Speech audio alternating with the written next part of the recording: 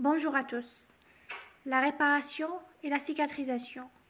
La réparation tissulaire, suite à une détersion complète, elle aboutit à une cicatrice si le tissu lésé ne peut régénérer, exemple neurones ou cellules musculaires myocardiques, ou lorsque la destruction tissulaire a été très importante et ou prolongée. La réparation peut aboutir à une restitution intégrale du tissu. Il ne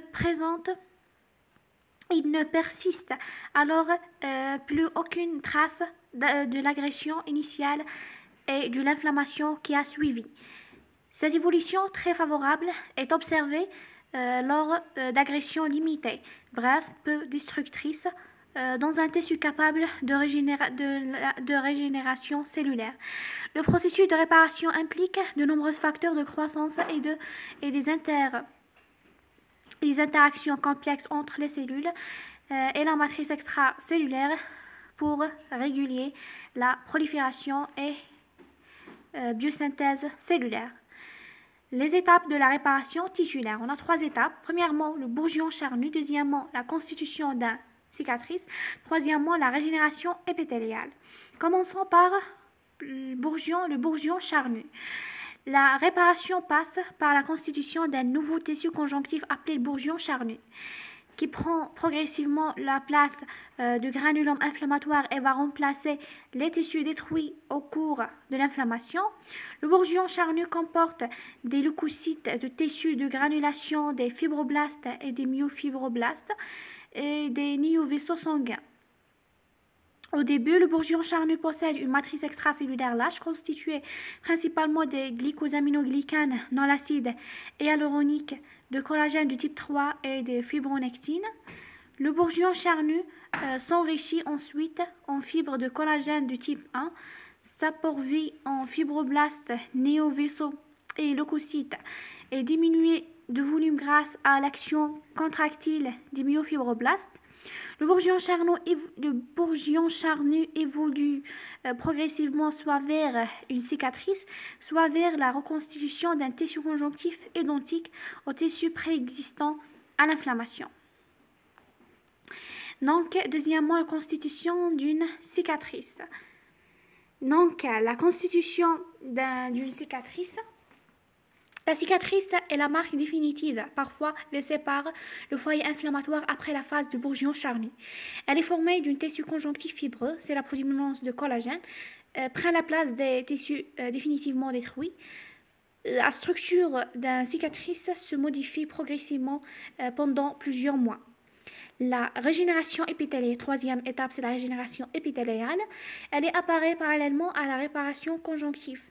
Les cellules épithéliales détruites sont remplacées par la prolifération des cellules épithéliales saines situées autour du foyer inflammatoire. Au niveau d'un revêtement, la peau bien muqueuse, l'épithélium régénère depuis la périphérie jusqu'au centre de la perte tissulaire dès lors que celle-ci est comblée par le bourgeon charnu. Cette régénération peut se fait par mode métaplasique.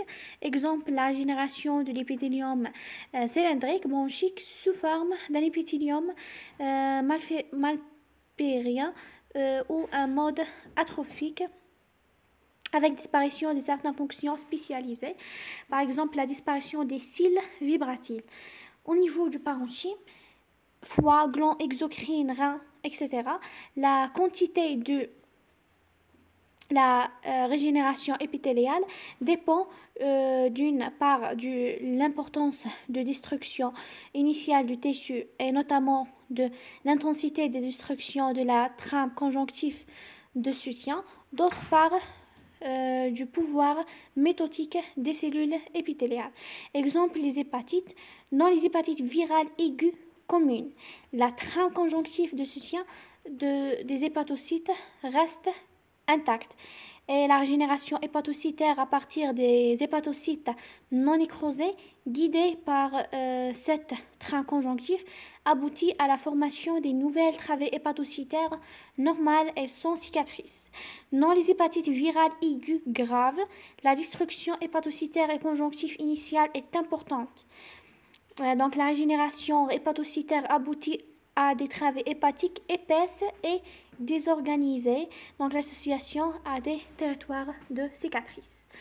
Les anomalies de la cicatrisation, donc on a des anomalies précoces. Le bourgeon charnu hyperplasique dépasse largement les plans cutanés, interdisent ainsi l'épidermisation macroscopiquement. Il s'agit d'une petite tumeur qui porte le nom du botryomycome ou granulome pyogénique. Il peut y avoir également une hyperproduction de tissu collagénique qui donne naissance à des kéloïdes. Formation hypertrophique sous forme de saillie rosée, lisse et dure.